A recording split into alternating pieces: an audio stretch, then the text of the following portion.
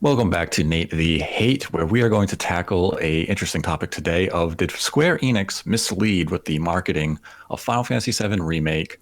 And this topic was spawned from the idea of the review scores came out today, and the reception has been interesting to say the least.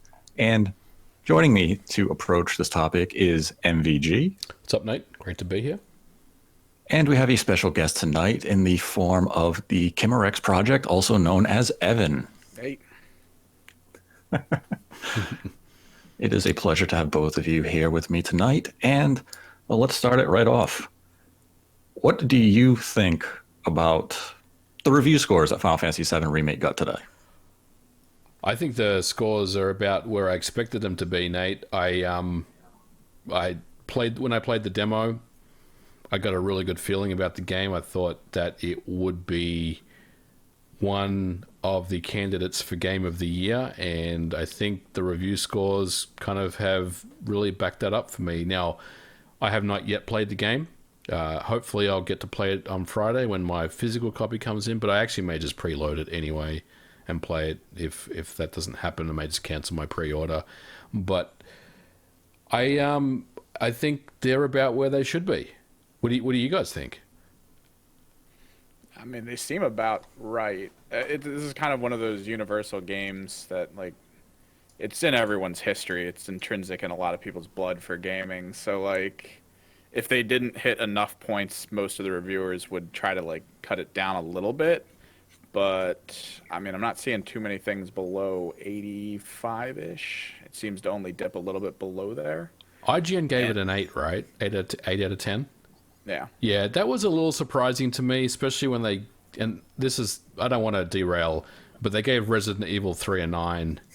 So it seems a little strange, but, you know, Different reviewers. Yeah, Different it is the problem of different reviewers, and most likely Yeah. whoever got this at IGN had a lot more in his history, like linked to the original game that he kind of wanted. Right, right. But yeah, I mean, I'm pretty satisfied with what I've read and seen as far as review scores go. I think it's about where it should be. And yeah, I think it's a definite Game of the Year contender. No question. Yeah, the interesting thing with the reviews, I've talked to some of my friends who were reviewers on the game, and one absolutely loved it. Another one was a little more mixed. I believe they scored it around a 3.5 out of 5, which is still a fair score. And their reception was basically, if you're a newcomer to Final Fantasy VII and you have no precondition to the original release, you're coming into this epic new adventure. And for those who are coming from Final Fantasy VII from the PlayStation 1 to this remake, you're going to see certain events that never happened, or you're going to see events transpire in a different way. And depending on your relationship with the original game, you may have mixed feelings on what you're seeing from the remake.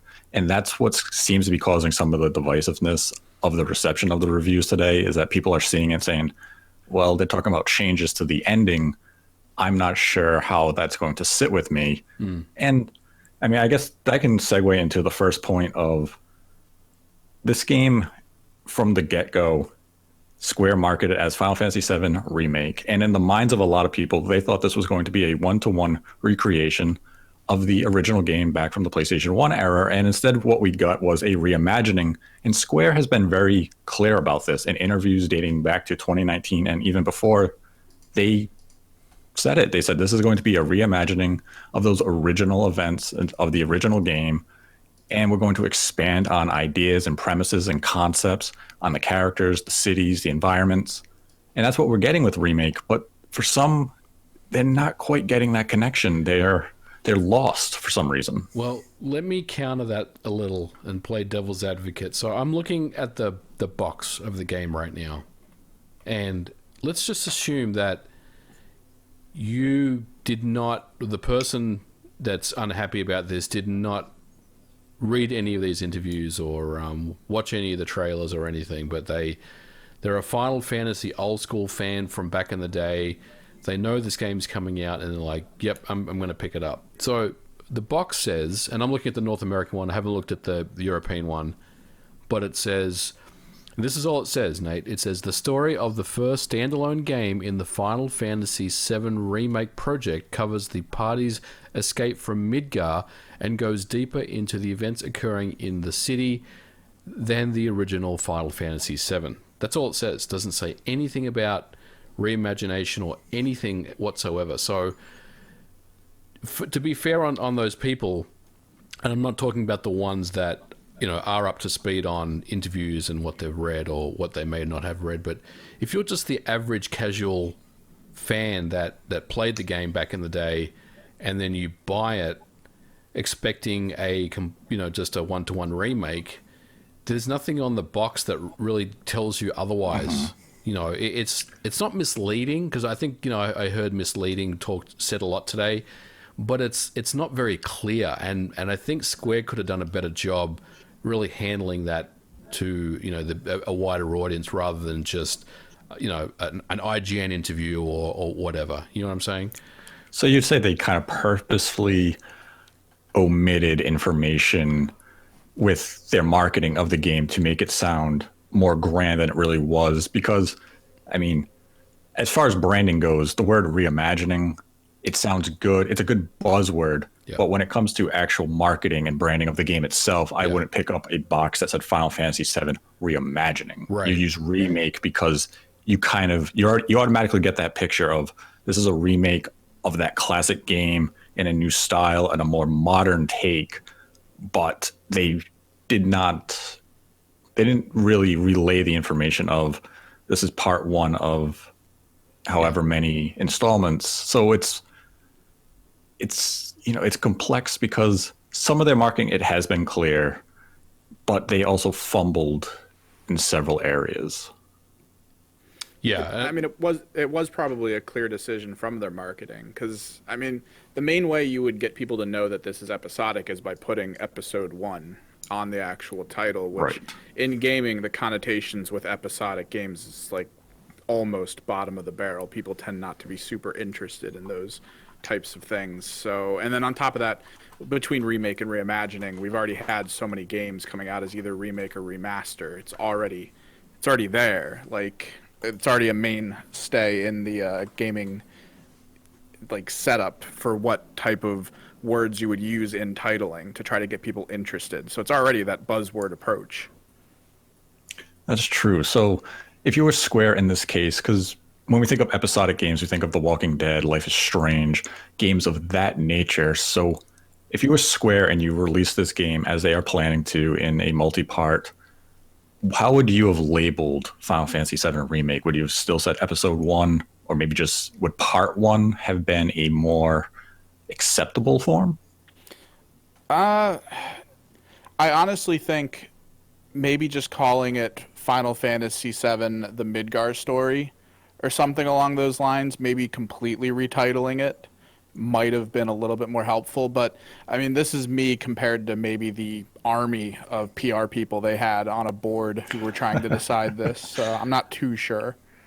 Well, it's true, because even on the back of the box, as MVG had recited, they do say this is the standalone Midgar section of the game. So if they did just brand it Final Fantasy VII Midgar, at least it would have given us an idea of where the tale was going, at least for those of us who are familiar with the original release. For newcomers, that really would have amounted to, I guess, just a title, would just been a brand of saying, oh, it's City, cool. yeah, I think Evan's onto something. I would say the Midgar Story is a good way to name it. I mean, I don't really care if they said part 1 of 3 or whatever, or episode 1, but it seems like there is a disconnect between their marketing people and the box. You know what I'm saying? So I think really at the end of the day, maybe more work should have been done to really kind of make their stories kind of align with each other, let's say. Because I looked at the back of the box, I saw it today, and I was a little surprised, because I was dead set on it saying reimagining on there, or a retelling or something, and unless I'm blind, I don't see it anywhere. So, and I just checked the European cover as well, and that's the same. So yeah, I just think that, one thing that's important for me is making sure that if you are a business, then your message has to be very clear across each department you work in. It has to be the same message across everywhere. And I'm not saying that they intentionally misled anyone, but I do think that maybe they could have just got their stories straight on this one. Either adjust the box cover, the box artwork, or maybe, tell some of their PR people, no, that's not what you should be saying. You should be saying this instead.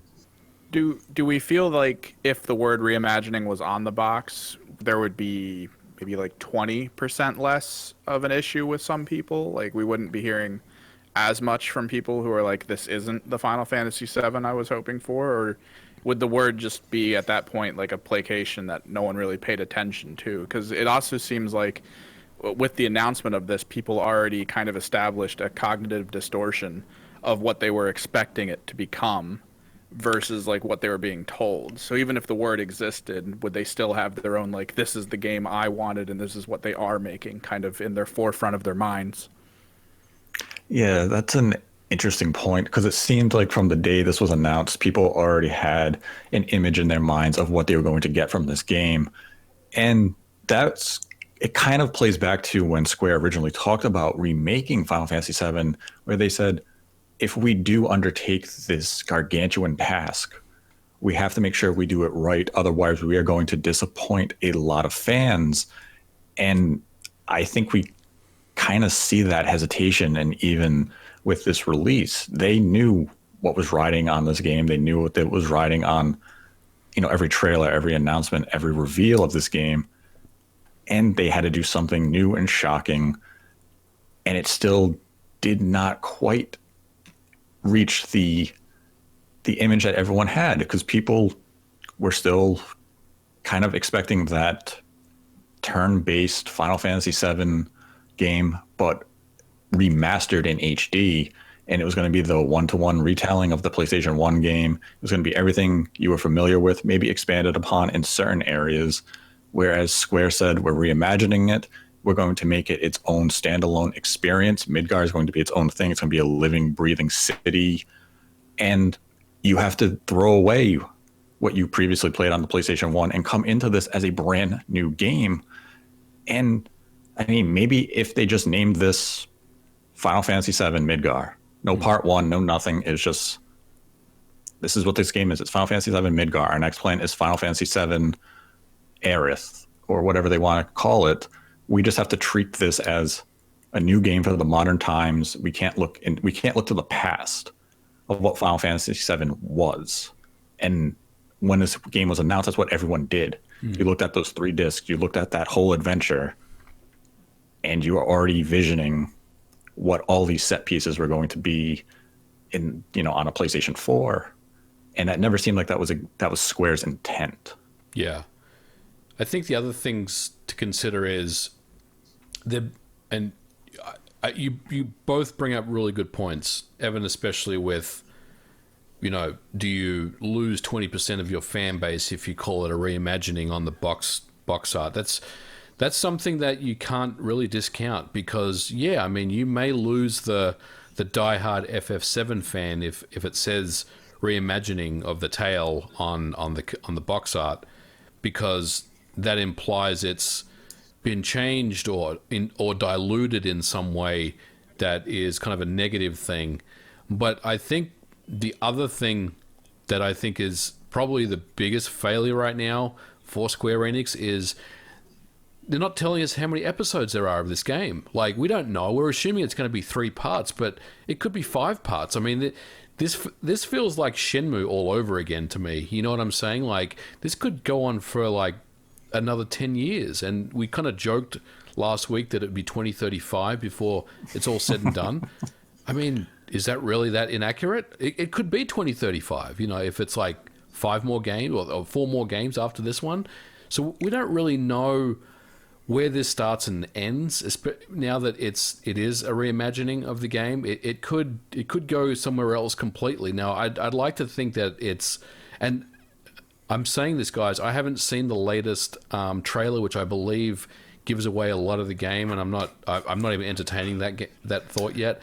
And I haven't played the game other than the demos, so there's probably some things that I'm not familiar with, but it could go in a completely different place. And then the question is, well, how many parts will this game actually be? And I just wish, more than anything from all this, that there's just more transparency and more kind of just information about what we're looking at as far as end to end. And I think that's the challenge for Square Enix right now, is that we're viewing it as they're going to give us the tale of Final Fantasy VII as we know it, whereas their outline could be, this is what you think is going to happen to this character. But in this reimagining, this retelling, that's not going to happen. These events will not transpire. We're going to remove these segments because maybe we felt they were fluff in the original story, and we're going to replace them with something more meaningful, or we're going to remove a character altogether, and their entire narrative has been removed, and we're not replacing it. We don't know really what the vision is for the game, and that's both exciting and concerning as a fan of the original release, because now we're kind of in a place of, this is a brand new Final Fantasy VII experience. We don't know what's ahead for us. But as a hardcore fan, you might be sitting there saying, oh no, what does that actually mean? Resident Evil 3 just came out as well, and length of the game aside, it has some parts of the game that's been removed, but there's new parts that have been added into the game as well. So do you think that has worked for Resident Evil 3, adding kind of new sections of the game? Length of the game aside, because I know, one of the biggest gripes about the game is it's only 5 hours. Let's say it was 10 hours or 15 hours, the campaign. They removed the clock tower section and some other parts, removed some of the boss battles, but they added new parts in the game, which what they did. Would that make fans of the game happy, or do you think they'd still dwell on the fact that it's not, it's a different game other because they've changed some things around? I mean, that's tough, because you're going to have purists who say, this isn't my Resident Evil 3. And that already kind of came up with the remake, because they did cut content.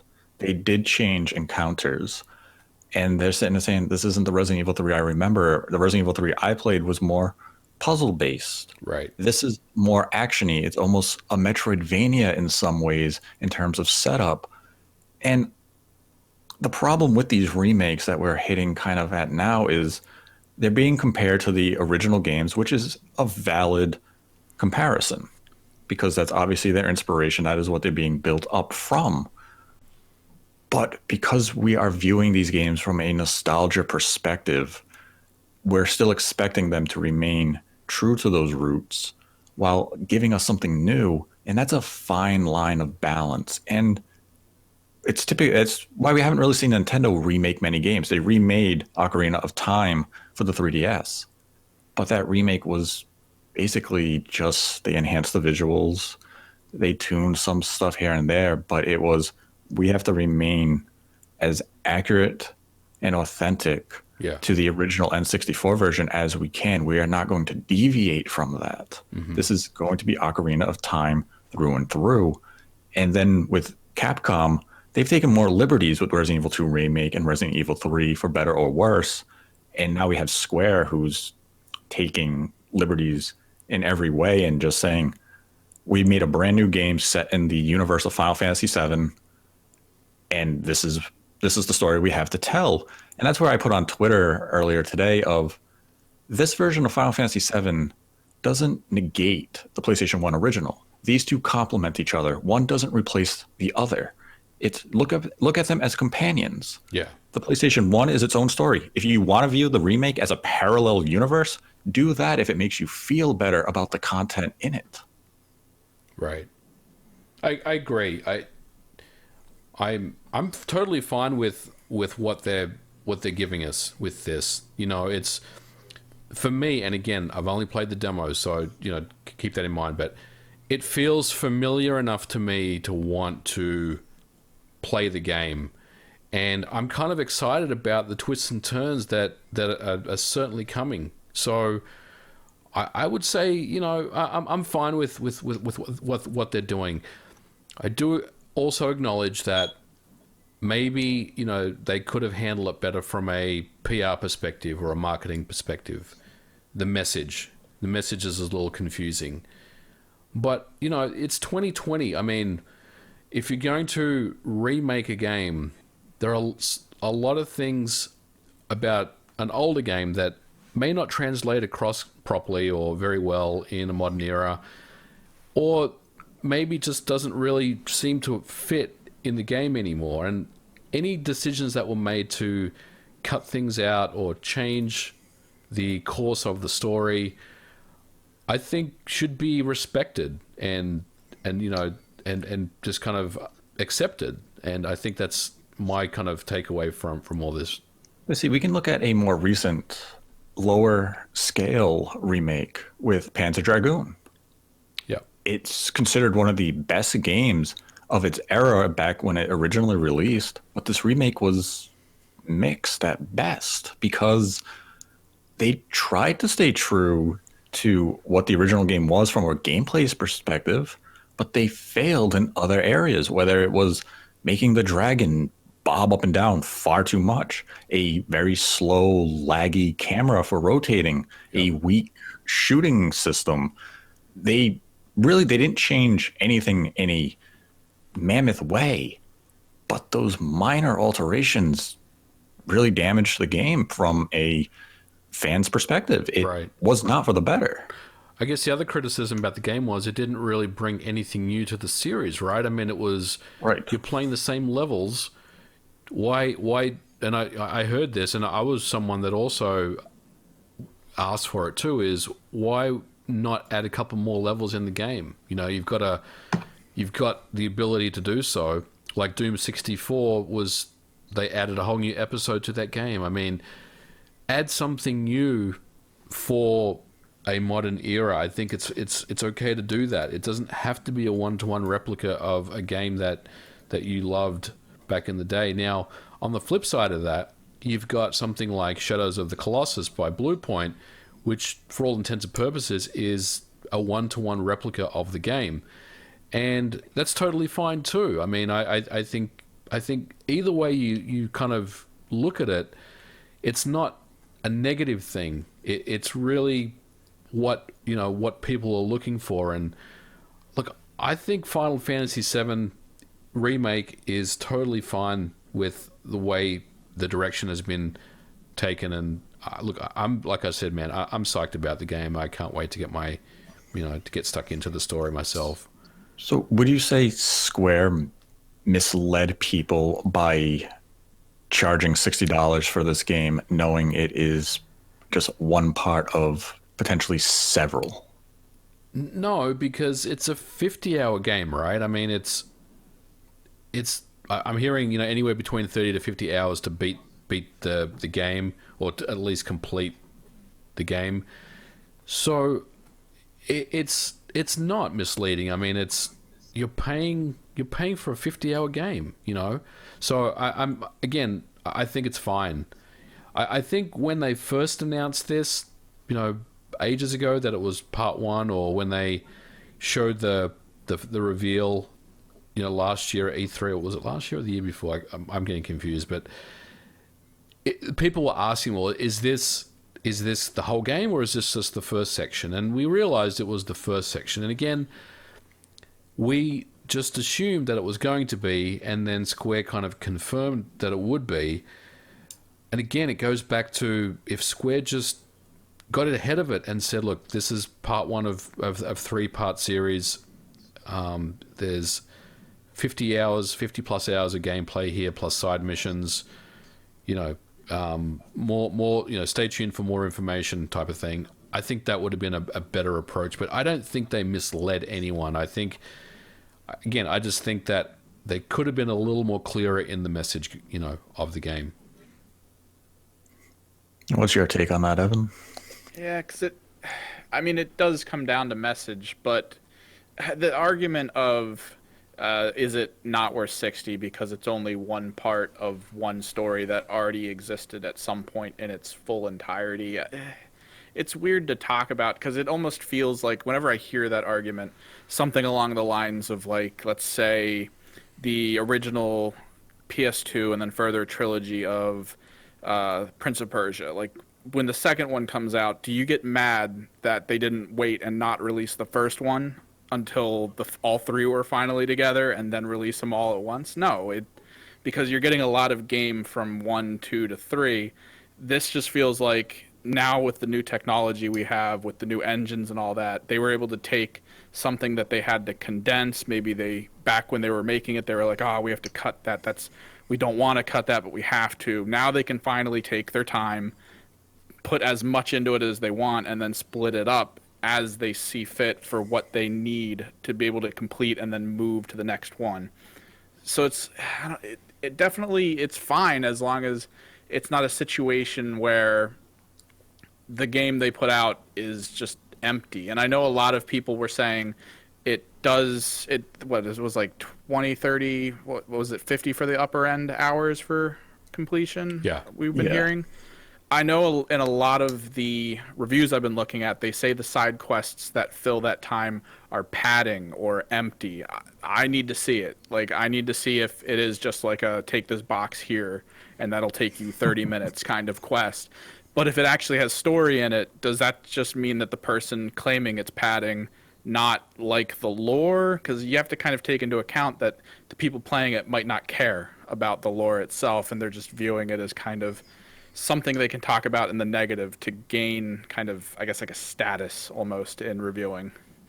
Right. And one thing that's important to note with these reviews is that depending on the outlet and depending on, the YouTube channel, we don't know when they got access to this game. They could have got access to this game on Friday. They played the game for 2 days to rush out the review to hit it on Monday. Yeah. So their experience with the game is going to be radically different than anyone who's just going to be sitting down and enjoying it in leisure. Because when you have to rush through a 40-hour game in 2 days and you're doing some of these side quests, even if it does have lore and the character connections build from it, you're kind of sitting there saying, okay, let's go. I want to go to the next thing because I have to get done. Whereas we'll be sitting there in leisure playing it. And if the side quest takes 15 minutes, maybe it's a mini game. We're playing darts and it's just a 5-minute thing. We're going to enjoy that far more than the reviewer who was crunched and had to hit a deadline. So that's one of the things that sometimes a review, it lacks a little nuance and context as to why they did not enjoy a certain aspect of a game. And that's never fully relayed in some reviews, whether because the reviewer purposely omitted it because they don't want to admit they rushed through the game because they know how that's going to be perceived by the public, or they simply don't want you to think they had potentially an agenda against the game where they already went into it with a bias and an intent of, I'm not going to enjoy this. Yeah. I mean, we've been waiting years and years and years and years for this game. I think the big Final Fantasy fans, they're going to just soak this game up. They're going to try to play every single minute of this game, which means every single side quest. So yeah, I mean, your point about game reviewers essentially trying to complete the game as quickly as possible to get a review out, it's you can't really compare, the big Final Fantasy VII fan to an average game reviewer. Now, you may have a game reviewer that's a big Final Fantasy VII fan, but at the end of the day, they're still trying to get their game review out for their publication that they're working for or their YouTube channel. So, look, I think everything that has happened here is just internet Twitter drama, for today. Honestly, I think most people are really going to enjoy this game when it comes out, and hopefully we'll forget about it when people start playing it. So another point of contention with Final Fantasy VII Remake was back in September of 2019, they announced that the fighting or the combat system was going to have a classic mode option, and they described it at the time as turn-based so that you could play the game similar to the original game. Now, once the demo came out, we saw classic mode. It does not play like the original turn-based Final Fantasy VII. If anything, it's closer to maybe the ATB system of Final Fantasy IX at best, Yep. where it's the characters move on their own. and you just have the time to input commands of attack, specials, magic, items. It just takes player control out of your hands. And some feel as though they were misled by that information back in September because they thought it meant I can play this with all the flashy graphics, but it's still going to play like the original 97 release. And it's anything but that. Well, on this one, I have to agree with people because when I saw classic mode, I was like, okay, this must be the classic mode. And while it's kind of classic mode, it's not. So I look, I don't want to say Square misled people, but they didn't do a great job advertising this one very well, honestly. I think that classic mode should indeed be classic mode, and I was surprised when I jumped to it. I was like, this is how I want to play the game when I played the demo. And I was like, well, hold on, did I mess something up? Did I not set the right setting, or what did I do? And I went back and I looked. I was like, no, I'm apparently in classic fighting mode here. But so I think that again, the message was not very clear on that one, and they should have done a better job on that one for sure. Yeah, it definitely felt like a failure of wording, similar to the titling of the game itself, but because it seemed more in the demo at least that it was like an easy mode rather than a classic mode, just a easier way to control it, like a casual mode. But maybe those terms might have not sat too well with them, because it almost feels like, even though they didn't, or they probably didn't do this, but it almost feels like they weaponized the word classic for this one instance to try to get people to feel that that might be the case. I don't know. It just seemed a little off. Yeah, it did seem like they used the word classic mode because I'm going to read how they put it on their official Twitter account. And they said classic players who adopt classic mode won't have to worry about the action side of the combat system. Players can instead focus on selecting commands, making it possible to play Final Fantasy VII Remake as if it were a classic menu-based RPG. And like right there, it does sound like I'm going to be playing a classic turn-based RPG, and you activate this mode, and it is turn-based.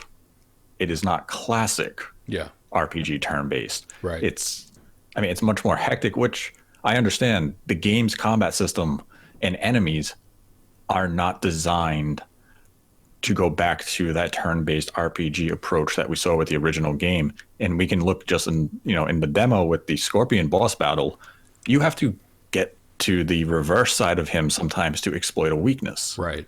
You could do that in turn-based where it's just not going to be as interactive or impactful, where you're just standing in front of it and somehow your sword hit his exhaust pipe in the rear. Yeah. So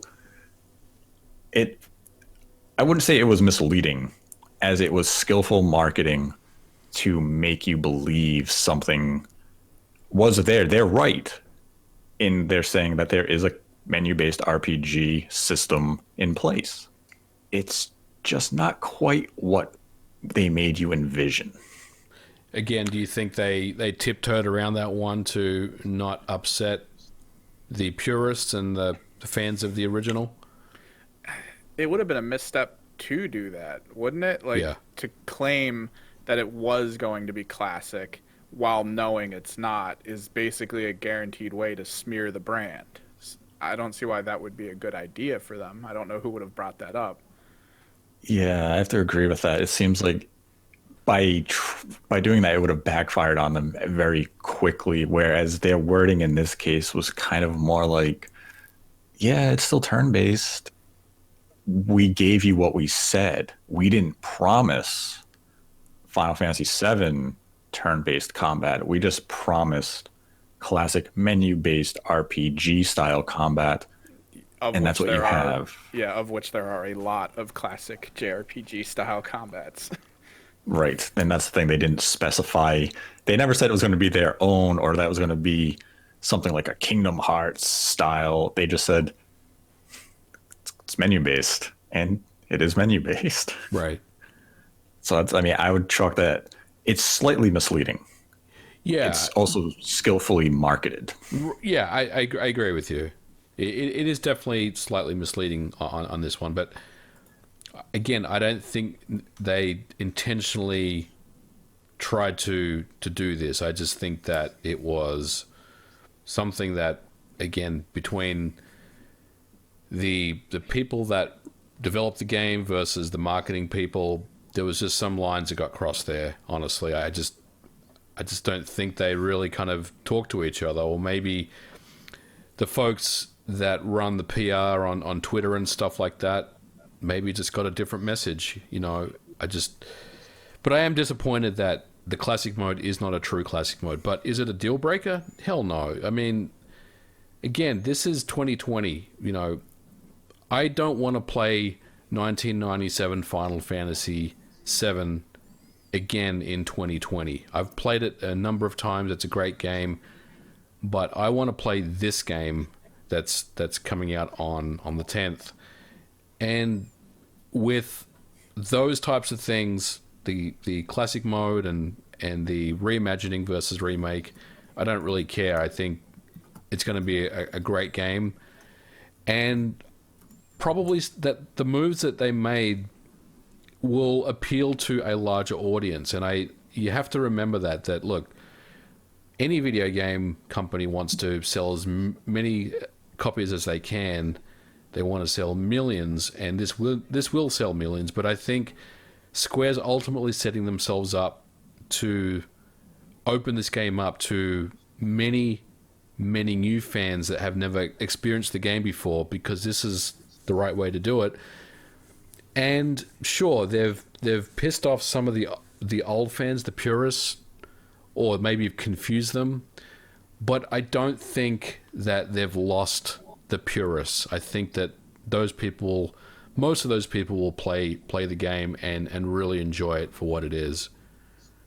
I mean, isn't this kind of what Final Fantasy VII was when this is what you imagined when you played it back in 97, was this epic combat, these awesome fights. It wasn't standing still, bobbing back and forth with a slash every 15 seconds. It was legendary. Yeah. The battles with Genova or Sephiroth, they were these legendary battles, and we get to now participate in these epic scaled fights.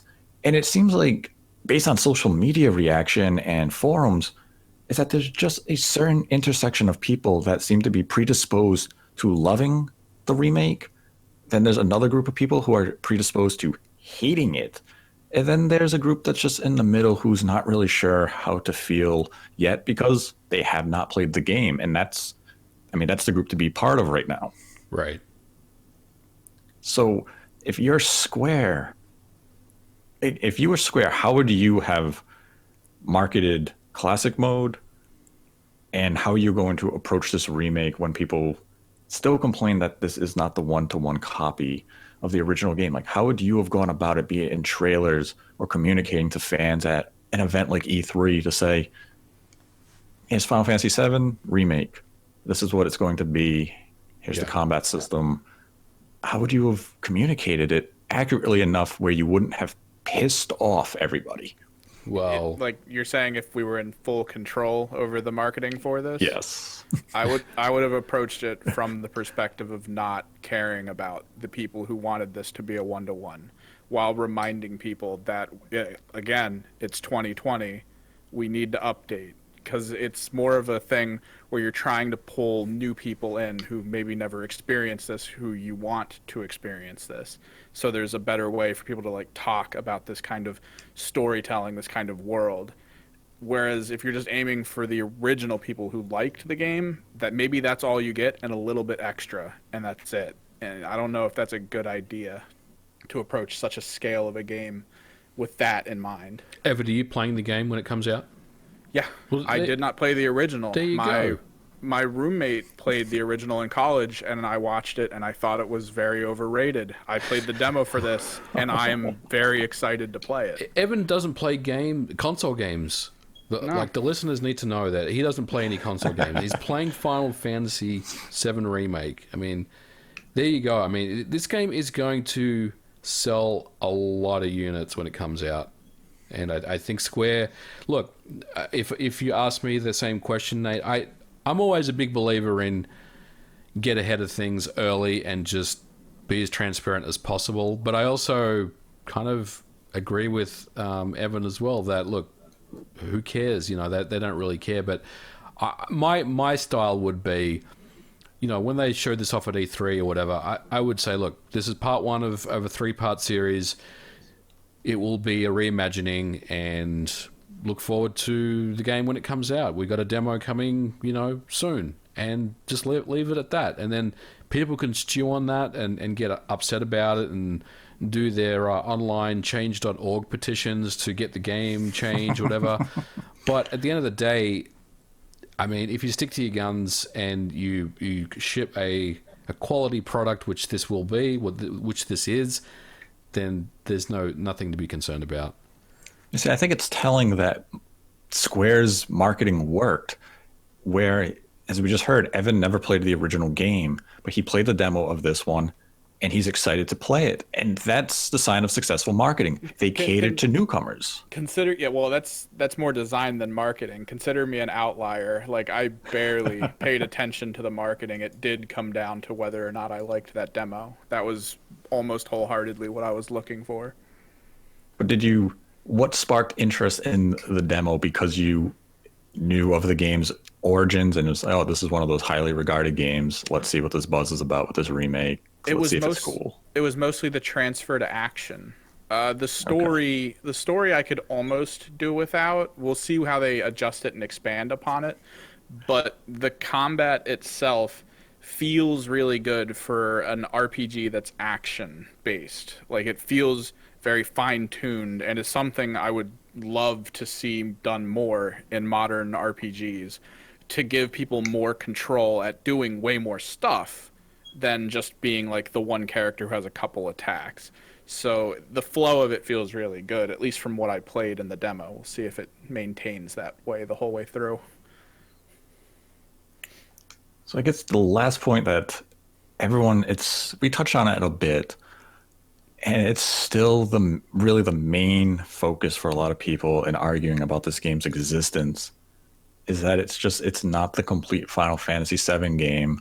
And Square just came out and said Final Fantasy VII Remake. And as we said, if they just slapped on part one, the Midgar story, would that really have alleviated any of these concerns? Because the vocal group that keeps harping on this seems like they would just counter with, yeah, this part one is 50 hours, but the original game was 40 hours. So there's no reason why they couldn't have just remade the game those 50 hours again and released it as a one release, full experience. So,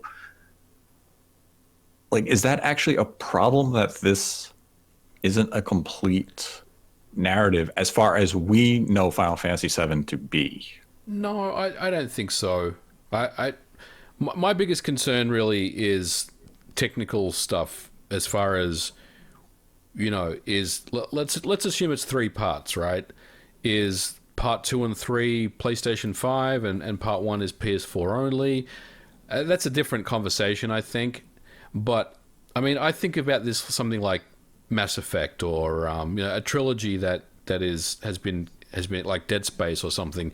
You know that there's 3 games in a trilogy, and again, I'm assuming this is a trilogy, and maybe that's the issue. We don't really know how far this is going to go, but I mean, I'm fine with making these games. It's not even episodic. I mean, even that's not the right word to use, because is a 50-hour game really an episode? I mean, I'm not really sure if that fits either, because an episodic kind of implies it's a more bite-sized game. You know, like you mentioned, Life is Strange. Like, the first episode of that is like a 3-hour game or something like that, and then you play through the additional episodes.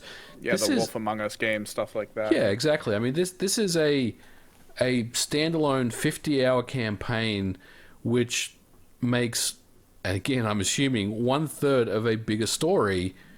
So yeah, I mean, this kind of feels like Mass Effect or something like that to me, that there is more to come. And I mean, we all get excited about the next game, so why wouldn't they do that? So yeah, I'm okay with it. So that's kind of where this game seems to be, in that limbo, where if we really treated it as This is a standalone game. It's a self-contained story.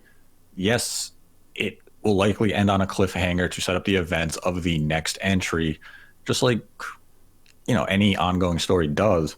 But it doesn't mean that Square came out intentionally and said, "Well, we can get $200 out of you for the same story that we sold back in '97 for $50." I don't believe that was at any point an intent of theirs of saying we're going to screw over the consumer and milk this for all we can, as long as if this game tells a full story, leads to events for an inevitable second entry, that's fine. We see it from other franchises all the time. Why is this one being held to a different standard? Yeah. Yeah, I think assumptions were made. Square could have done a better job communicating how large this game was and where it ended. We were assuming that after we saw numerous trailers and clips of the game before we got a chance to play the demo, that we kind of knew that it was going to be, Midgard, the first kind of section of the game. If they messed up somewhere, they should have just come out and said it, earlier on, rather than just making the fans or people try to figure out what was happening. But on the flip side, I mean, PR and marketing and getting buzz on the internet is huge, right? So I guess maybe that worked for them. Like, if you're talking about Final Fantasy VII Remake, whether you're talking about you don't know how many parts it is, or whether it's a remake or a reimagining, or you're happy about it, you're unhappy, and you're tweeting about it, and there's engagement there, depending if it's negative or positive, it's still engagement, it's still clicks, it's still buzz. It all brings you up in the trending table on Twitter and social media. So at the end of the day, I mean, people are talking about the game one way or the other, and I think that's really all there is to say about the marketing side of the company. Yeah, so I guess how we could end this is, would you say Square Enix misled people with the Final Fantasy VII Remake, or would you say that they just mismarketed several areas? I would say they mismarketed several areas. I don't believe. I think it's a very strong thing to say that they misled people. I don't agree with that at all. Yeah, I feel like it would be more misnomenclature than anything else, just using the wrong words in the wrong places. I mean, stuff gets lost in translation as well. We have to remember that too. The message that comes from Tokyo or Japan may not have come across in the same way, and you may want to, we may have to consider that as well. That's true. It seems like there's certain areas they nailed with marketing, like that first E3, I believe it was E3 2018, where they walked out and they had the gameplay presentation. They showed the first reactor, Yeah. got everyone excited. They showed the characters, and E3 2019, we saw Tifa for the first time, and people were excited. And it would just have that one question of, when does this game end? And they just kept kind of pivoting. They didn't want to tell us when this first chapter would conclude. We eventually find out, I believe it was just in a random press release, where they said this is the Midgar section. And, people were generally fine with it. They talked about the classic mode at Tokyo Game Show. People expected something that it wasn't. Their wording, again, it was intentionally designed to make you think something. They can be like, oh, I can play the game the way I remember it. Wasn't exactly true.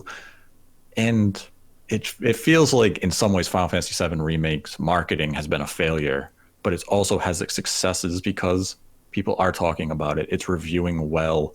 There's excitement. There's buzz. There are some vocal critics, but there's going to be vocal critics whether the game was the entire game from the PlayStation 1 era, whether it was all those 3 discs and it concluded the exact same way. And if the combat was the exact same way, those same people probably would be saying now, why didn't they change things? Why didn't they add content? So it's, you're damned if you do and you're damned if you don't. But overall, it seems like Final Fantasy VII Remake is going to be a commercial and critical success for the company. So, I mean, can we blame them for maybe being a little shy in detailing the finer specifics? No, I don't think so, Nate. I do think, however, that for part two of this, maybe they'll change a couple of things, just tighten a couple of things up on the marketing side to maybe be a little more clearer on some stuff. But I think everyone knows, and everyone's known for a while what this is and what they're going to play when they pick the game up on the 10th of April. Yeah, absolutely. And I mean, I'm definitely excited to play it on the 10th of April. It's going to be a game I'm going to dive deep into and explore every nook and cranny of Midgar and, take in the settings, the sounds, and explore that city, because that's not something we could do in the original release. The game was very linear in design. It was go here, do this. It was very point A to point B. And now we have a lot in between A and B. So that's exciting to see. I'm excited to see how the characters are going to differ or evolve from what we knew from the original game. Just from based on the demo, Cloud is a lot more talkative, while in the original game he was more or less a silent protagonist, mostly by design due to the limitations of the era. But there's definitely a lot to be excited about, and people probably shouldn't focus on the minor things of, oh, this is part one of who knows how many. Oh, they changed this aspect. All of those things are okay as long as the overall package is, one contained story, which it appears to be. And as long as there's payoff in the end, that's okay. The problem with a game like Panzer Dragoon or Resident Evil 3 is that it didn't feel like there was any payoff at the end. Whereas Resident Evil 2 Remake had a lot. It had a lot of replay value. It had a lot of content within, whereas the previously mentioned two games just didn't feel like they really did enough to warrant their release at the price tags they came out with. Whereas Final Fantasy VII Remake seems like it does justify its $60 price tag. It gives tons of content. It expands on the story people know. It expands on those characters. And what you think you know about the game, you now have to wonder, do I really know what's about to happen?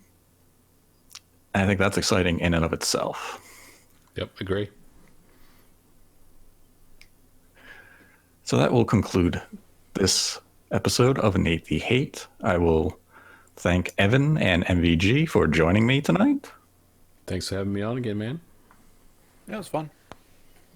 And I'm sure people will want Evan to return again. You have been a highly requested guest in the comments section. Were they those soccer accounts, Evan, that you were creating? Don't tell them about those. I've been duped. So I will leave a link to MVG and Evan's Twitch and YouTube channels in the description below. You can find us on iTunes, Spotify, and Google Podcasts. Like the video if you enjoyed the content. If you didn't enjoy it, give it a dislike. Be sure to subscribe. And until next time, embrace the hate.